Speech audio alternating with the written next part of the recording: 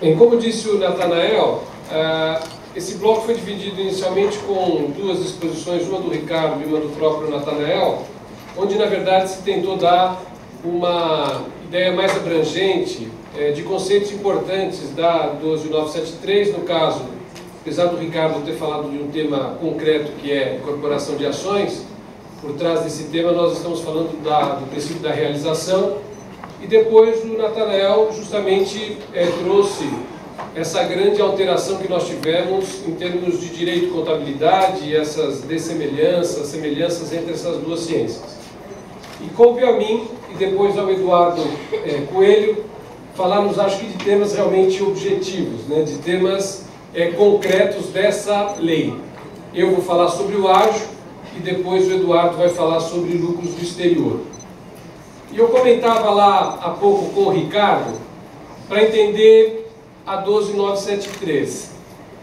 Eu estou na área há 32 anos, um pouquinho menos que o Ricardo, talvez eu seja aqui um dos mais velhos do grupo. Eu não me recordo, nesses 32 anos, o Ricardo depois me corrija, nenhuma lei que tenha sido tão influenciada por decisões do CARF como a 12973. E especialmente no ágio, e depois o Eduardo vai falar no lucros no exterior. E aí também eu diria no judicial. Talvez o Eduardo teve um pouco a questão do lucros no exterior, a influência maior foi da área judicial. Mas eu não me recordo uma lei que tenha se espelhado nas decisões que o CARF vinha dando sobre um tema, como foi essa norma atual, a 12973. Qual a razão? E acho que todos têm isso com muita consciência. A importância que o CARF, o Contencioso Administrativo Tributário, teve nos últimos 10 anos. Né? A década de 90 foi o boom das questões judiciais, e a partir do ano de 2000 nós tivemos o quê? O boom das questões de contencioso tributário. E sem dúvida, um dos maiores contenciosos que o CARF já teve, e não tenho nenhuma dúvida de dizer que na atualidade é o maior contencioso em termos de números de discussões junto ao CARF. Estima-se algo em torno de 80 a 100 bilhões de reais de discussões de ágio. É por essa razão que essa norma veio trazer um disciplinamento sobre a questão do ágio muito particular.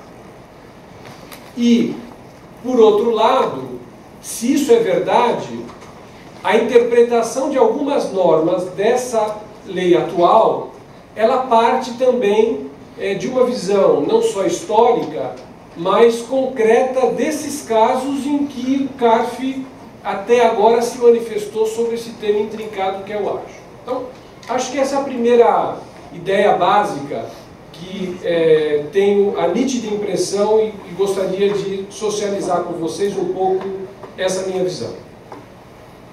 A segunda questão para se falar de ágio, que é muito importante, é que essa é uma matéria totalmente indefinida ainda no CARF. Né? Nós temos aí inúmeros casos, várias publicações de jornal, casos que foram leading cases, mas, em verdade, a Câmara Superior do CARF não julgou nenhum grande caso, ou pelo menos esses casos atuais, com exceção de um caso, que foi da Casa do Pão de Queijo, e ainda de uma maneira, eu diria, muito preliminar, sobre a questão do ágio. Nós vamos ter, na verdade, uma definição desse tema, eu diria, a partir de agora, 2015, e talvez primeiro semestre de 2016. Então, a matéria é totalmente aberta. Não dá para saber como o CARF irá decidir. Nós também estamos verificando hoje uma posição muito dividida.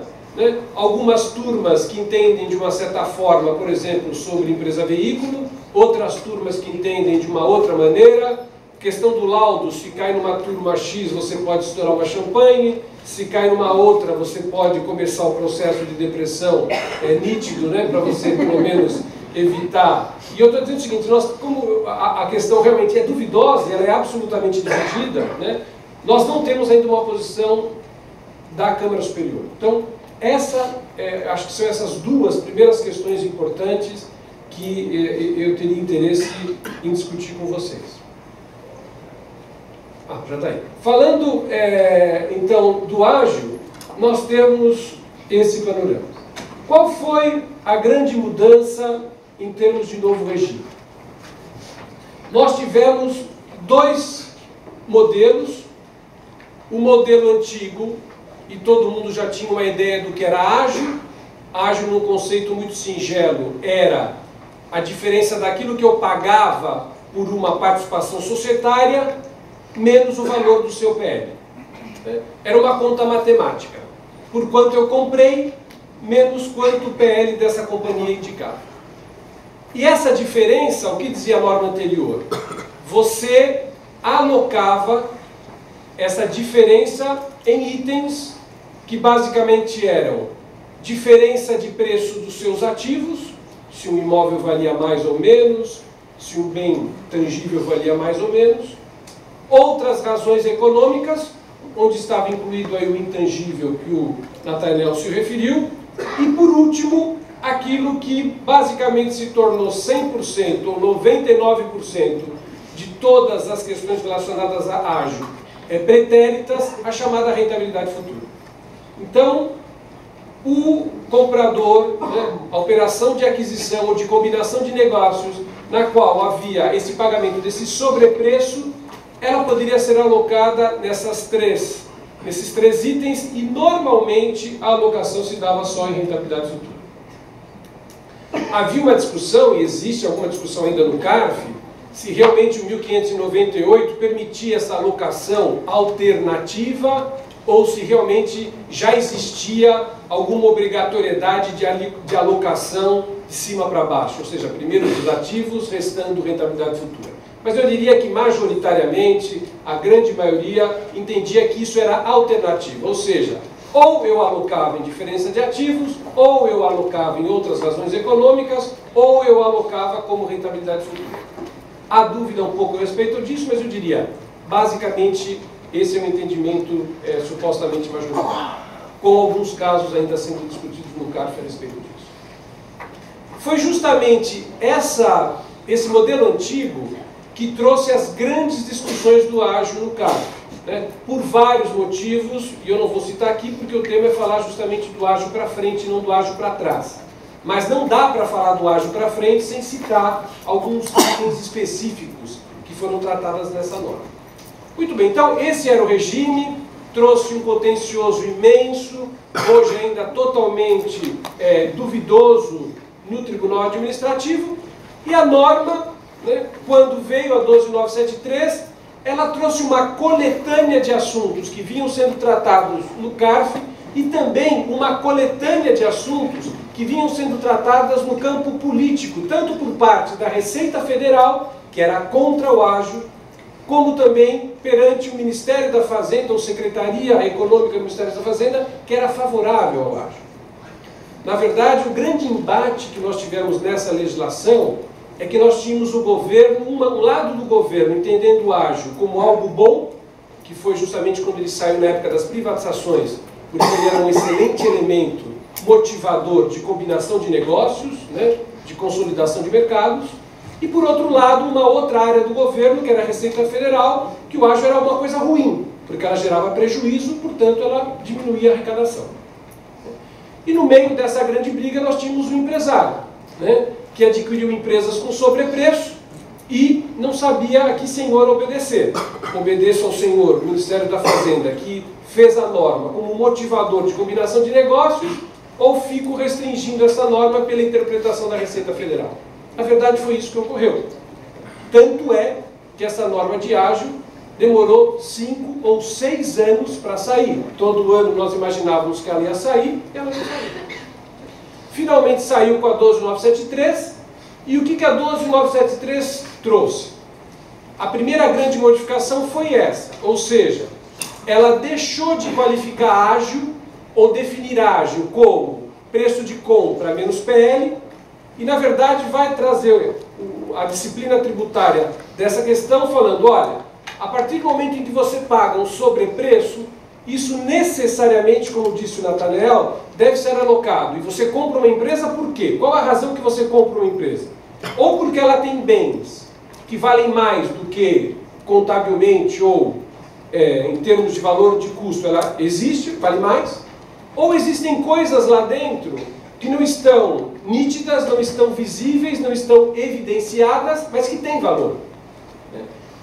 Os chamados bens não tangíveis, como uma carteira de clientes, como uma marca, como clientela, enfim, e tantos outros bens não tangíveis.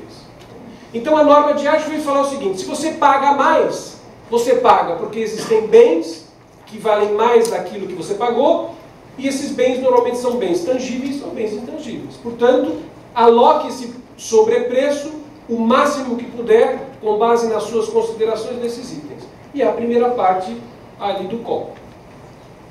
E o que sobrar, se você deixar de alocar alguma parte nesses dois itens, o que sobrar é o que eles deram o nome de goodwill, ou a antiga chamada rentabilidade futura. Portanto, a conceituação hoje de ágio, se pode dizer assim também de uma forma muito simplista, é um conceito residual. Ágio, nesse sentido, no sentido da nova lei, é tudo aquilo que sobrou e que não está alocado nesses dois itens chamados de mais-valia de tangíveis ou intangíveis. Essa é uma discussão enorme na área de contabilidade. Nós tivemos toda a questão da convergência internacional, toda a experiência que nós tivemos internacional dos Estados Unidos e Europa caminhou nesse sentido. Essa foi a adoção da norma e, portanto, de uma forma simplista, daria para se dizer que esse conceito atual é um conceito de natureza residual. Tudo aquilo que não foi alocado nas outras rubricas que nós nos referimos. E a partir daí, e aí é que muda o grande tema do ágio. A bem da verdade, no passado, quase todas as aquisições, quase todos os M&As que ocorreram no Brasil, o sobrepreço foi alocado em rentabilidade futura. E a grande discussão que se tinha era aquela discussão: que nasceu primeiro, o ovo ou a galinha? Eu paguei como rentabilidade futura ou eu paguei como rentabilidade futura porque nós tínhamos intangíveis que me geravam a rentabilidade futura? Quem que nasceu primeiro? Essa era a dúvida antiga. Hoje ficou definido o seguinte: aloque preferencialmente não, preponderando necessariamente nos dois primeiros. O que sobrar, essa é a rentabilidade. Nós vamos ter uma grande discussão, que o Nathanael já expôs, que é a questão do intangível. Nós não temos costume de conceituar, de identificar, de mensurar, de evidenciar o que é o intangível dentro de uma companhia. E esse é um trabalho assim, muito difícil, não só para o jurista, mas muito difícil também para o contador ou para qualquer sistema de avaliação de evidenciação de valores. Qual foi o grande tema dentro dessa mudança trazida das discussões do CARF? A primeira questão foi esse tal de laudo, que nunca existiu, que a norma anterior dizia demonstrativos ou documentos internos, mas justamente todas as discussões que o CARF travou sobre laudo, veio essa norma dizer o seguinte: agora é assim. O Ricardo até dizia: será que isso aqui não é uma norma anti-elisiva? Eu diria, uma norma de natureza jurisprudencial administrativa. Simplesmente tentaram resolver os temas que o CARF vinha enfrentando, definindo questões sobre laudo. Necessariamente dentro desse critério novo, e nós já vamos falar um pouquinho mais para frente. Eu não vou me alongar nisso, porque eu acho que é autoexplicativo e é uma questão extremamente formal.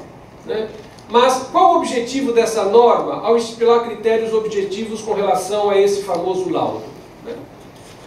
Nada mais é do que reflexo do que aconteceu no passado. E às vezes, para quem está na área comercial ou mesmo numa área societária, é até vergonhoso os casos que hoje nós discutimos no CARF, o que demonstra uma total falta de visão de negócios, como se realiza um negócio de M&A no Brasil ou em qualquer lugar do mundo. Na medida provisória, havia uma norma, por exemplo, que impedia que incorporação de ações gerasse ágio, sendo que hoje toda e qualquer incorporação no mundo, 70%, 80% das incorporações entre empresas no mundo são feitas sem dinheiro, são feitas por troca de ações, uma vez que são big companhias e não existe dinheiro para se comprar uma empresa, o que existe é a combinação de negócios. É uma falta de realidade de conhecimento do negócio que se viu na medida provisória. E aqui, na verdade, simplesmente se seguiu o caminho latino, né? Então vamos formalizar, vamos definir objetivamente tudo sobre laudo para que não tenha discussão. Então, ó, laudo agora você pode fazer até o 13º mês subsequente à aquisição. Por quê? Porque nós tínhamos autuações, como era muito comum, empresas que realizavam uma compra de outra empresa, só que o laudo que ela tinha não era o laudo da Price ou da KPMG ou da Ernst Young, era um documento interno de banco em PowerPoint em inglês, que todo mundo fazia a sua fair opinions, a sua evaluation. E o fisco não aceitava essa documentação. Então, trouxe uma formalização para o ágio, para o laudo, agora é obrigatória, mas que reflete o quê? Essas discussões que nós tivemos no CARF. O que se coloca aqui? E isso vem sendo debatido no CARF. É uma nova norma, portanto, um disciplinamento novo. A questão é a seguinte, isso aqui ratifica aquilo que foi feito no passado, ou seja, se agora vem uma norma e diz, eu preciso registrar isso em título de documentos, eu posso fazer isso no 13º mês subsequente à operação de aquisição. Então, nos ágios antigos, admite-se não ter sido feito isso, ou laudos posteriores à aquisição seriam factíveis, né? Haveria necessidade de uma forma, né, de um laudo, ou bastaria documentos internos? É até uma questão interpretativa. Ora, se a norma veio agora regrar como é para frente, para trás, não havia norma específica a respeito disso. O outro tema, que aqui na verdade só fazendo um resumo desse primeiro item que eu expus, né, que é o antigo e o novo regime, nós podemos falar de algumas questões que são vantagens e desvantagens, que estão aí um pouco expostas para vocês. Que foram as discussões que nós travamos, né? Então, por uma certa forma, lá no passado, nós tínhamos vantagens e desvantagens com o sistema antigo. O sistema novo, muita gente diz, acabou o ágio. Não é bem verdade. Como disse o próprio Natanael, por exemplo, mais-valias de tangíveis vai gerar o quê? Depreciação. Né? Mais-valia de intangíveis vai gerar o quê? Amortização. Né? Enfim, obviamente, da forma como era feito, onde era alocado tudo em rentabilidade futura, isso mudou. Né? Mas não necessariamente deve-se dizer que acabou o ágio, ou se deixou de ter a vantagem ou o benefício decorrente de uma antecipação de custos tendo em vista o ágio, mas são questões importantes que cada empresa vai ter que analisar no seu caso específico dessas vantagens e dessas desvantagens.